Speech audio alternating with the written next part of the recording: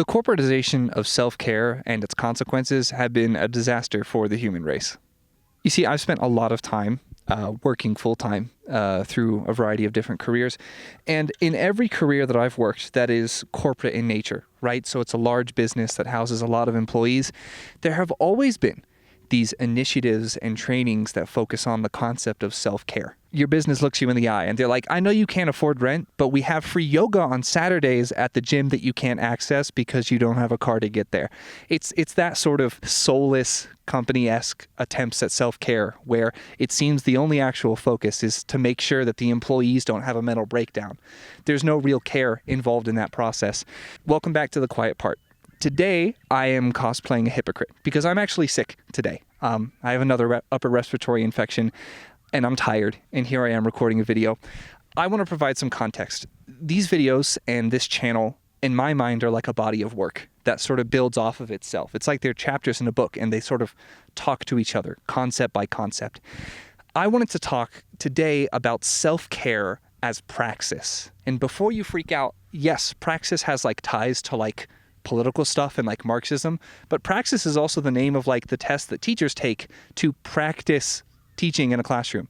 It's also a word that some medical fields use to describe like actually doing the practice of being a doctor. So praxis literally means to do something. When I say that self-care is praxis, what I mean is that taking care of yourself is a way to take care of the world and take care of others. And what I want to talk about, even just temporarily, is a lesson I learned when I was a lot younger, which is that you're not really good at taking care of others until you first take care of yourself. If you're a bit of a romantic like me and you take interest in different types of stories that might involve such topics, you'll know that that's kind of a modification of another premise or phrase, which is that it is difficult to find love in others if you do not first find love for and within yourself. I also want to titrate that against the reality that even if you aren't okay, right? We're talking about self-care. So that means we're talking about mental health. I want to say, I'm not a counselor. I'm not a licensed psychiatrist. I'm not a licensed psychologist. I'm just a person who has dealt with these things myself as well. So just consider those things while listening to what it is I'm talking about here.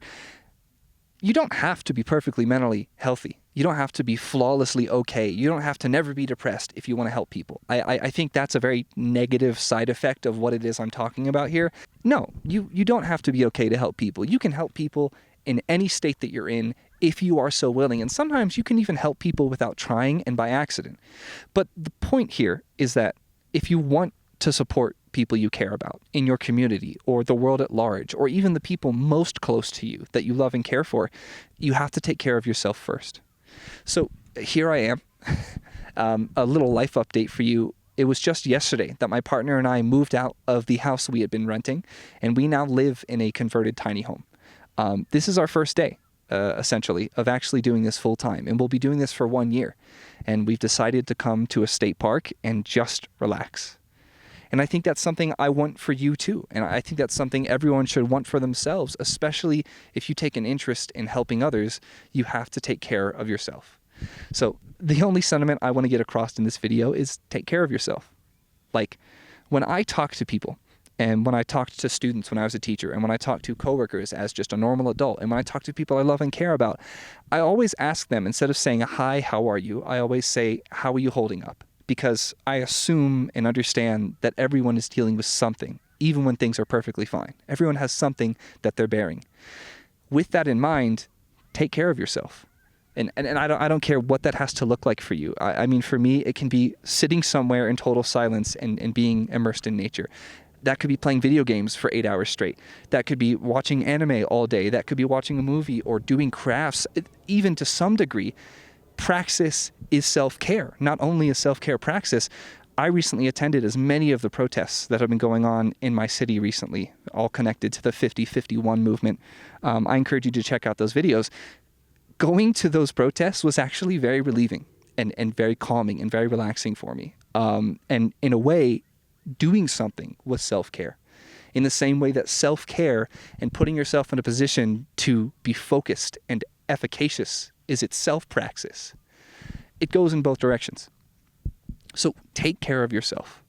Practice things for you that actually help you be more stable and help you make the hard choices you have to when you're in those moments of stress, when you're in those tense situations. You want to be in the clearest state of mind you possibly can, so that way you can make the right choice. And so people can rely on you if that's a thing you want for those people.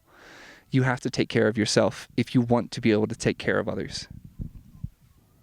I'm going to be honest, I understand if me generically saying take care of yourself rings really hollow and frankly might even piss you off, because I think it would piss me off.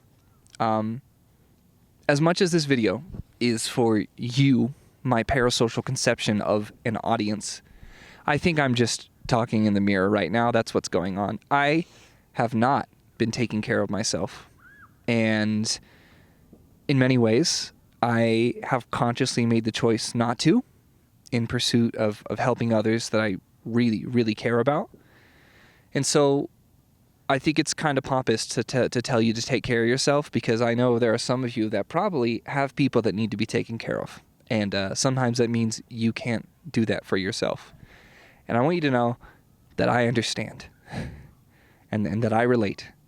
And I get the weight that people have to carry, whether it be in your personal life or just in the greater context of global geopolitical collapse. The way that I reason to make myself do it when I don't want to is I feel like the world doesn't want you to take care of yourself. I feel like the world doesn't want you to have peace. Whether it be people in power or your conception of some omnipotent force or entropy, I don't know, but sometimes I feel like the world doesn't want us to be okay. And I think in a way there is empowerment in spiting that sentiment, in spiting what the universe throws at you, because it has been throwing a lot of shit at me and I'm pretty angry. And I think giving up, and I think letting it, lead you to rot, scrolling on your phone or just going numb or not being in the moment, I think that's letting the universe win. And I don't think we should do that. And I find something valuable in acknowledging that there are people and forces in our lives that specifically benefit from our suffering, that specifically do better when we are not doing okay. And this concept of corporate self-care is literally the consequence of what I am saying there.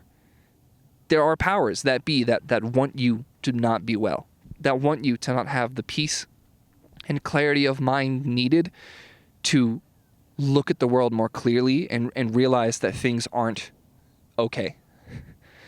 Because in a way, when you aren't taking care of yourself, when you are constantly grinding, when you are constantly working, when you are always in that state of busyness, you don't notice how bad it actually is because you are too occupied just trying to survive.